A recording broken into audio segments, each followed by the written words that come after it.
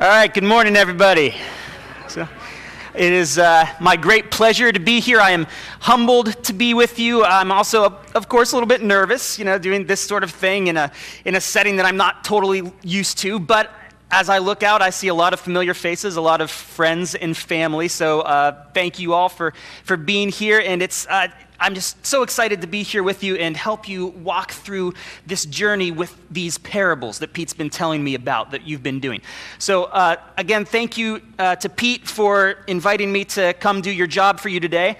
I told Pete in the first service that later this fall, I'm probably going to ask him to come teach my classes for a day so that I can actually have a day to sit back and relax. So Pete agreed to take me up on that, so I'm going to hold him to it. And I will try to keep my teacher instincts at bay a bit, but if I see Pastor Mike on his phone, I might have to scold him a bit. So it'll be nice to not have to deal with ruly kids for once and actually be able to hopefully address a mature audience. We'll see. But all right, so today we are going to be looking at the parable, the lost coin, actually. Now, the parable of the lost coin is what we're going to be looking at today. So this parable isn't quite as popular as maybe the prodigal son or the good Samaritan. It's a rather short parable, but there's a lot packed into it.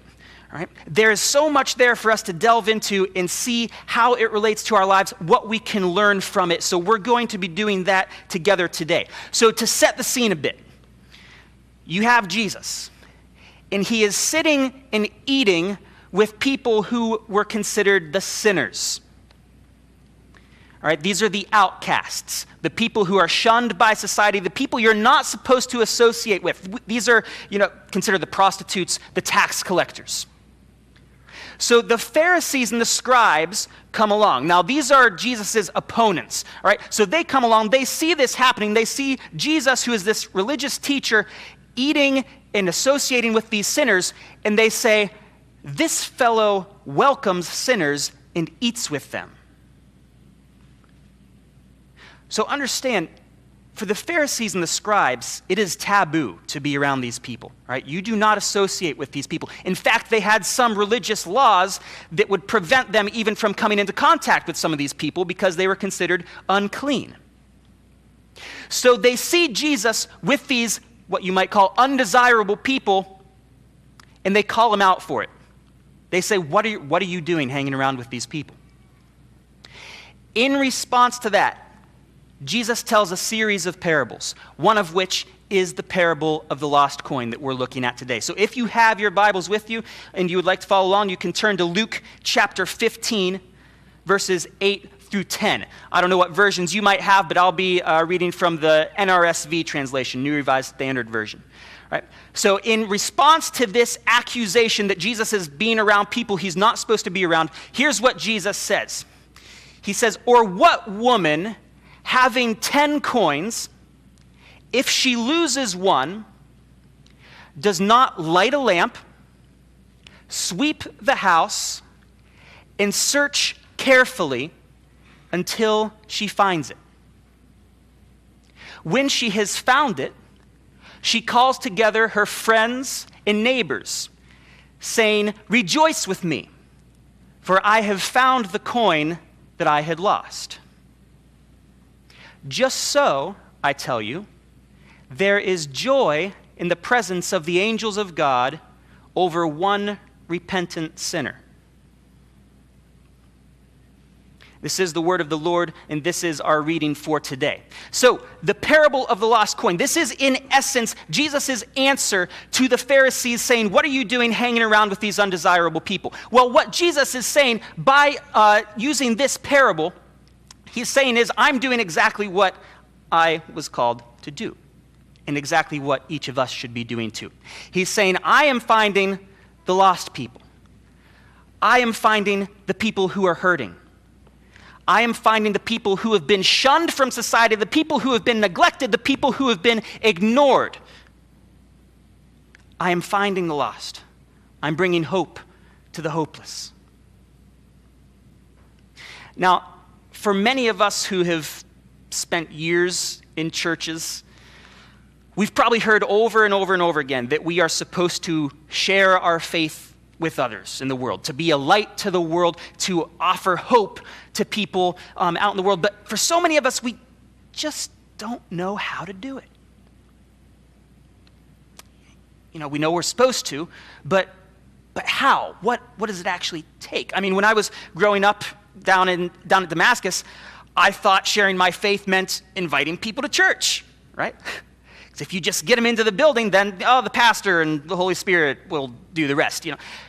That was my idea of sharing my faith, right? We get so wrapped up in our programs, in our small groups, in creating a seeker-friendly Sunday morning experience that we sometimes forget the basic fundamental aspects of what it means to share our faith, our hope, and our love with the world. This parable of the lost coin gives us a paradigm, or kind of a roadmap, if you will, of how to share that faith with others in the world, particularly with the lost, with the hurting, with the disadvantaged people. So let's look at this a little bit more closely and see exactly how it does that. So it starts with this woman. She has 10 coins, right? Or at least she thinks she should have 10 coins, but when she checks, she sees that she only has 9, right?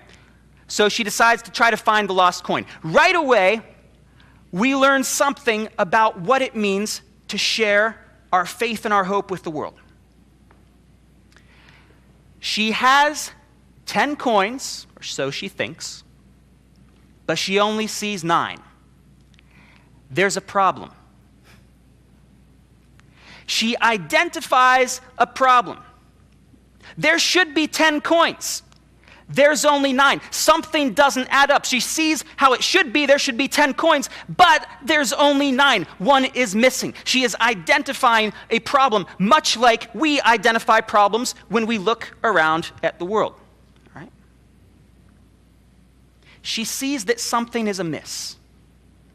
But here's the thing. She wouldn't have known that anything was wrong unless she knew that she was supposed to have 10 coins. Me, if I check my bank account, I will never have any idea if it's the way it's supposed to be, because I don't know how much exactly I'm supposed to have in there, so when I check, just whatever is in there is in there. But she knows she's supposed to have 10, and when there's only 9, she knows there's a problem. We can only identify something as wrong if we have an idea of what it means to be right. There should be 10, but there's only 9. Likewise, we can identify hate is wrong because we have the idea of love, of what it should be.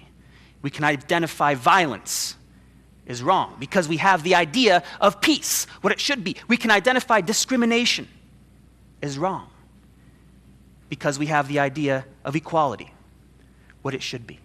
Right? So she starts by identifying the problem. Such a simple thing, but so packed, so loaded. And that's our first step of being a witness in the world, a witness of hope, is looking around and seeing something's not right, something's amiss. We have this idea of perfection, this idea of what it means for people to live in community, live in love, and that's not what's happening. Now, I'm the type who is really good at identifying problems, especially in the church. I can go in and say, this is wrong, this is wrong, this is wrong. I am terrible at taking the next steps and finding out what to do about it, right? Which is why I'm really glad the parable doesn't end here, right? It actually goes on to show us a way of addressing those problems. So once she has identified the problem, there are three things that this woman does to find her lost coin. The first thing, she lights a lamp. Then she sweeps the house, and then she searches carefully. I suggest to you this morning that these are the 3 ingredients, if you will, to sharing our faith, sharing our hope with the world. Lighting a lamp, sweeping the house, searching carefully. So why do I say those are the 3 ingredients? Well, let's look at each one individually. The first one, light a lamp.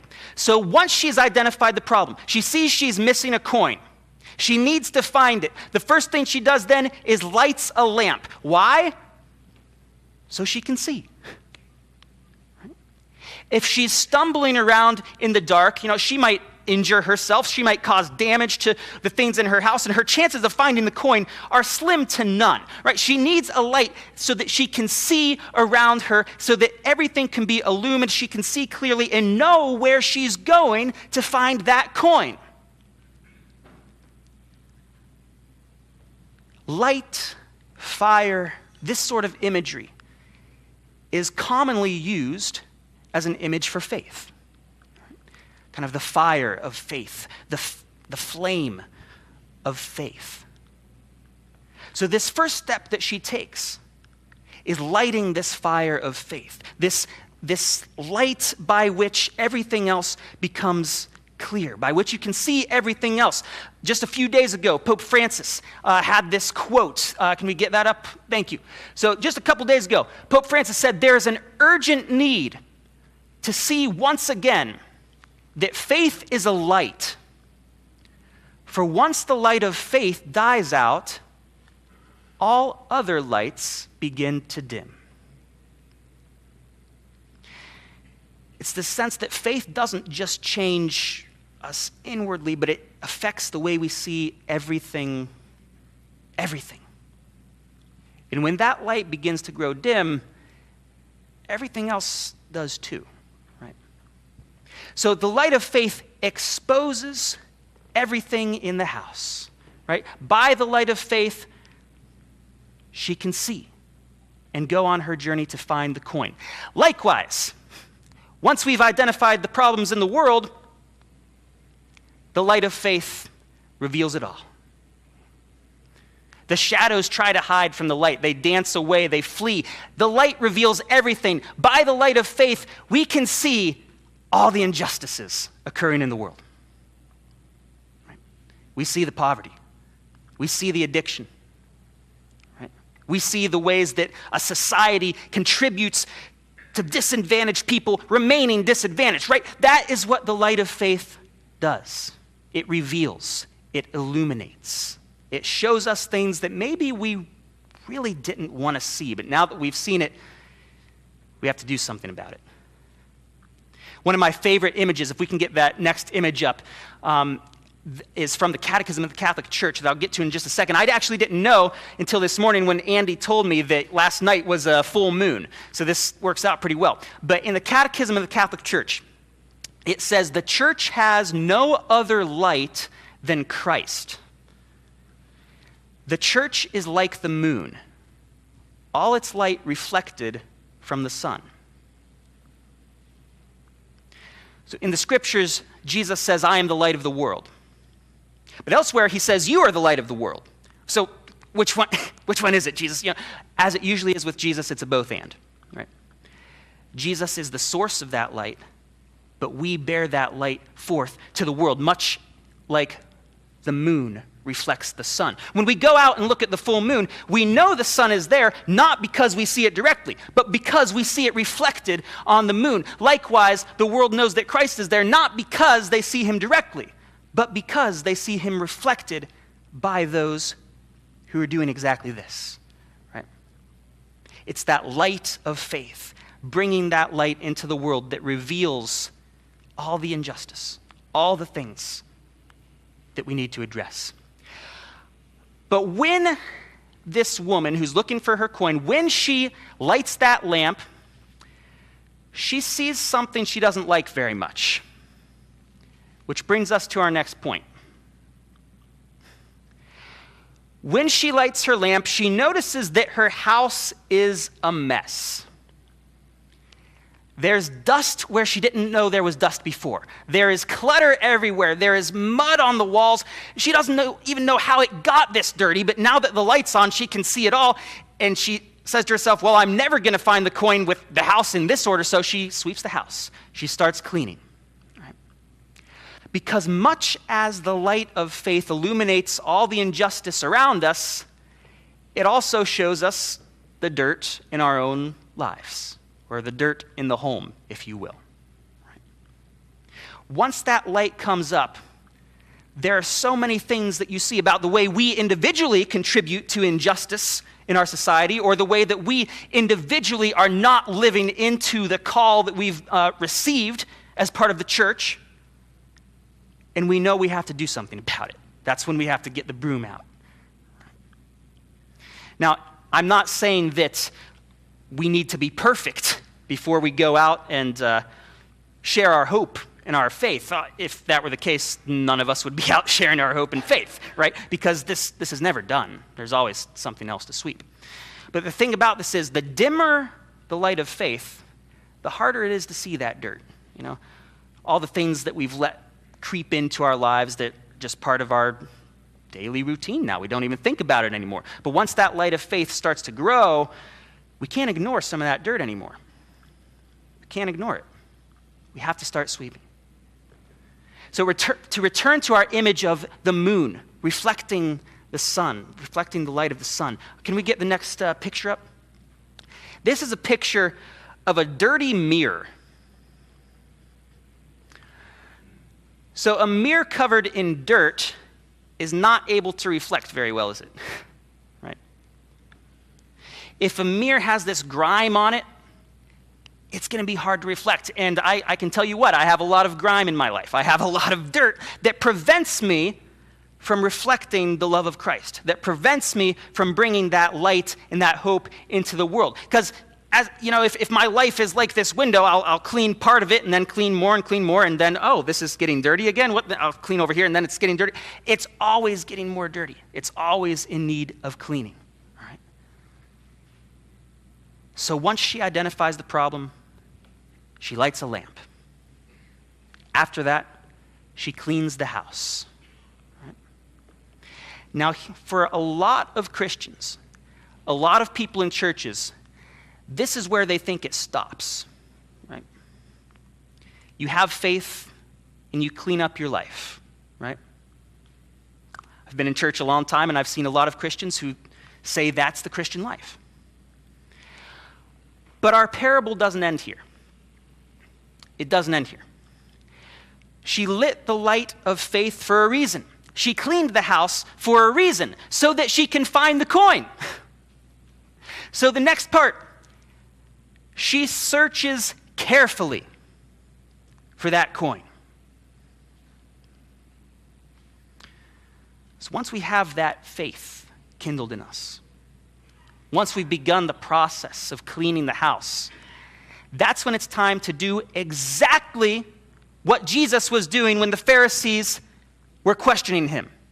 That's the time to go out, to find those who are lost, to find those who are in the most need, to find those who society has pushed away, and to say, you are loved. Jesus didn't stand on a street corner and preach hellfire and brimstone. He went and sat with the people labeled sinners. He went and ate with the people who were the undesirables, knowing full well that the religious authorities would ridicule him for it. Right? Make no mistake, when we do this, we will be ridiculed. We will be.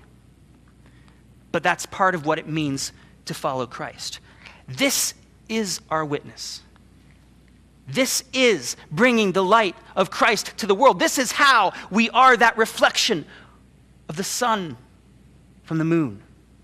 By going out and serving, giving of ourselves. Never giving up. Always looking for those who are in need and helping. That is what we are called to do. Now, with these three things, lighting the lamp, sweeping the house, and searching carefully, they don't always happen in that order. And the reason why is because they're never done. Right?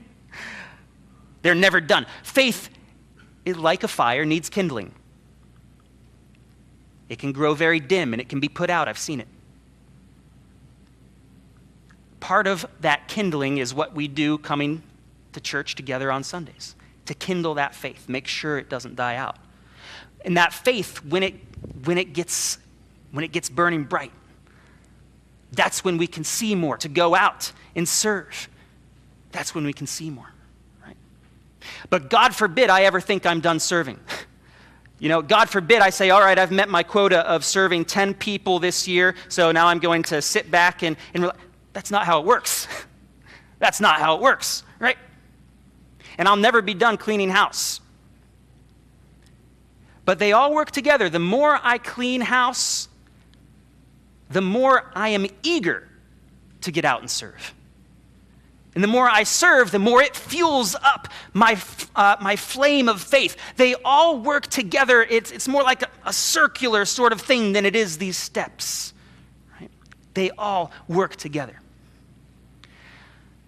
But the parable still doesn't end there. It doesn't end with her finding the coin. Sure, she finds it, and she's happy about it, but then she does something else.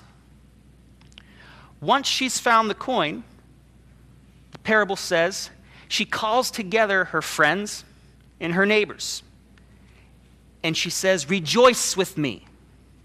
Right? This reminds us that we are always part of a community. Right? None of these steps are done alone. Right? We don't kindle the fire of faith alone. We do it in a community. We don't clean up our lives alone. We do it in a community, and we don't go out and serve alone. We do it in a community, and then at the end of it, once we see that somebody has been served, once we see that their lives have been changed, once we see that hope has come into someone's life who had no hope before, we rejoice together as a community because it's never an individual effort. It's never an individual effort. It's always part of a wider community. That's what the church is. It's a community built on Christ to reflect his light to the world, to serve others. And here I was, as a child in Damascus, thinking sharing my faith meant inviting people to church. Not a bad thing by any means. It's good to have programs. It's good to all that thing. But the Great Commission in Matthew 28, it doesn't say, bring therefore all ye peoples to your potluck dinners and your programs. It says, go, therefore, go and make disciples of all nations. So remember, this is Jesus' answer to ridicule. People who were saying, you shouldn't be hanging around with these undesirable people. And this is the answer Jesus gives. So much to unpack in it. So much there for us. Can we go to the next slide, please? All right. When we think of what kinds of people are in the most need, regardless of where we live, we don't have to look far. But we do have to search carefully. We do have to search carefully, like the woman looking for her lost coin. I tell you, where I live up near Cleveland, I can walk right outside of my apartment, and these are some of the things I'll see just right around the corner. Poverty, homelessness, joblessness, addiction. I mean, you name it. People who are suffering. People who need hope. People who need to be loved where they are, just like Jesus was. Just like Jesus did. Just like he modeled for us. That is our mission. That is how we share our faith with others. Not by standing on the corner preaching hellfire and brimstone, but by sitting with them, being there, being a friend when everybody else has turned their backs. That is what it means. Right? Can we go to the next slide, please? All right. So Pete tells me that at the end of your messages, you like to have a little reflection time or so. So I'd like to invite us to do that. So considering these three things, lighting the lamp, sweeping the house, searching carefully, take a moment to think, what are you best at? Maybe you're best at lighting the lamp. Maybe faith has never been a challenge for you. Maybe you've just always had a faith life, but maybe on the other hand, you've never really been one to go out and try to serve people. Or maybe on the other hand, you are the type who is a social activist, always out serving the poor, doing what you can for the needy, but maybe there are some things in your personal life that are really getting in the way of you reflecting the light of Christ to the world, right? So take a moment. Consider these three things. Think, where are you best? And when you identify that, give thanks to God for it. Then consider, where are you worst? And when you identify that, give thanks to God for helping you identify it, and then ask for help. And then think of one concrete way, one concrete thing you can do this week to improve whichever of these needs improvement. Because I know how it goes. I've sat in many pews and I've listened to many sermons, and you go home after this and you have dinner, and then you go through your week, and then you come back and with absolutely no recollection of what had happened last week, right? But the idea isn't just to come hear a motivational speaker on a Sunday morning. The idea is to gather so that we can be sent out to search for the lost coin. All right. And with that, I will give you some time